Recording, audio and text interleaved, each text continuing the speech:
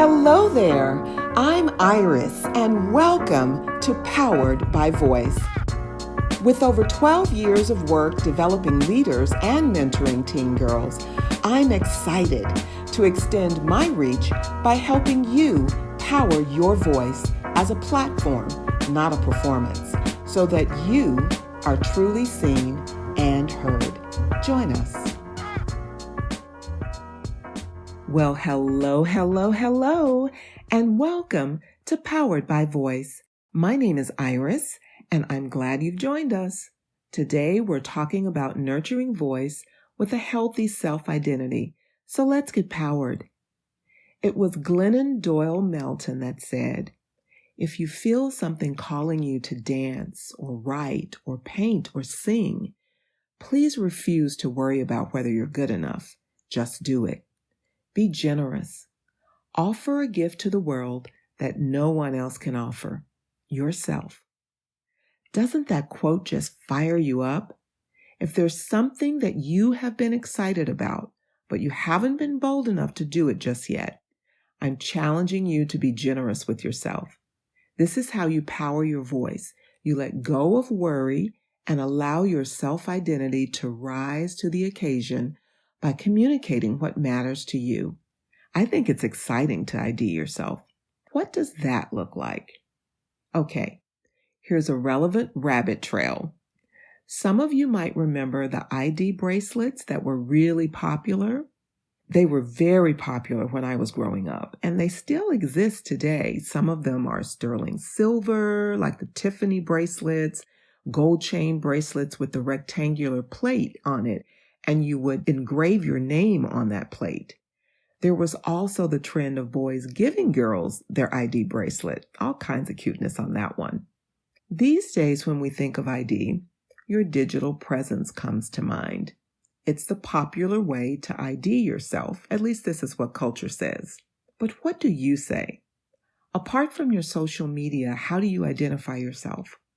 How do you show the world who you are? And what is the experience of getting to know you really like?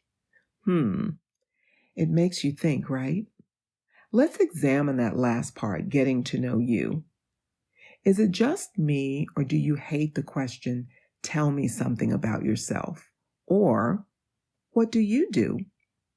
We know those questions aren't going to go away anytime soon, so think about how you would answer that question in an untraditional way.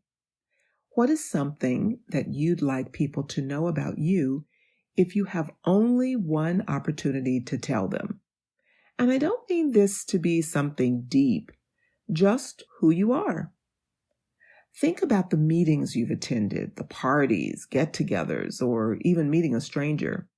Usually you're casually introduced to someone and maybe you spend 5 or 10 minutes talking to them about this or that, and then you never see them again. I see this as a great opportunity to practice being exactly who you are because you have nothing to lose. What I like to do is practice dressing myself with the essence of my personality. Joy is a core value for me, so I am intentional and authentic in my display of joyfulness. And if I had a word to put on an ID bracelet, it would be joy. This is how I see myself. So what about how others see you?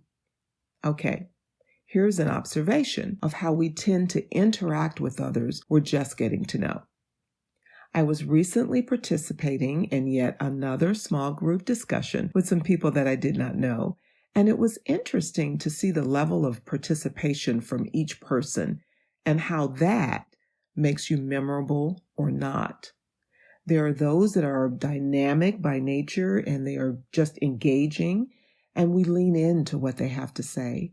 And then there are others that are so unsure of themselves, yet they're vulnerable, and we lean in. The common denominator is their presence. Your level of participation stamps an ID on you, so be generous with your presence. In the end, your healthy self-identity starts with the small things that may seem insignificant, so let's cultivate some tried and true habits that will make you shine in any situation. I'll give you a few ways to practice IDing yourself on any given day. It's how you act. Show grace to others. Let's imagine being in a conversation or a small group discussion and someone has a negative perspective. Be intentional. Form a different take on it. Think differently. When you look for something positive, 9 times out of 10 you'll find it. And sometimes it's just a simple matter of saying, I never really thought about it that way. Then you can add, and here's another thought. You've acknowledged their voice and you're adding yours. It's what you say. Say thank you. So while I was at this gathering Friday night, I got a text from my coworker. She gave me a compliment about a presentation that I'd just done. She said, I was afraid that I would forget to tell you on Monday. I sent her a quick text to say, how kind of you. Thank you. And that was it, short and sweet.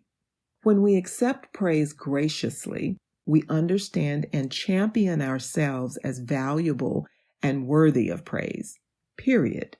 I love what Coach Muffet McGraw says about this. This is the way women handle saying thank you. She says, when we're praised and people are saying, great job, what's the first thing we say? Well, my team really did a great job. I couldn't have done it without my staff. I was just so blessed to have the opportunity. I was in the right place at the right time. We go the opposite way. When you tell a man he did a great job, he says, thank you. It's what you don't say. Stop saying you're sorry for things that don't require you to say it. Give yourself permission to say what's on your mind with clarity. It's empowering. Do you remember the Pantene commercial, the ad that said, sorry, not sorry? If not, be sure to look it up. The concept is basically built around one question.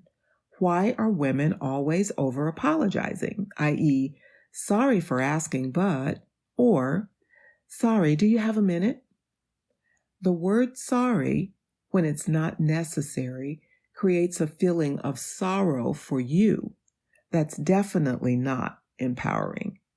And finally, it's how you spend time with emotionally healthy people.